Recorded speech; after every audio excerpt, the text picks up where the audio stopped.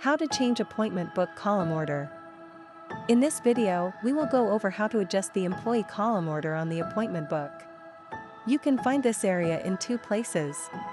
The first is in the Appointments area. Go to Display Options.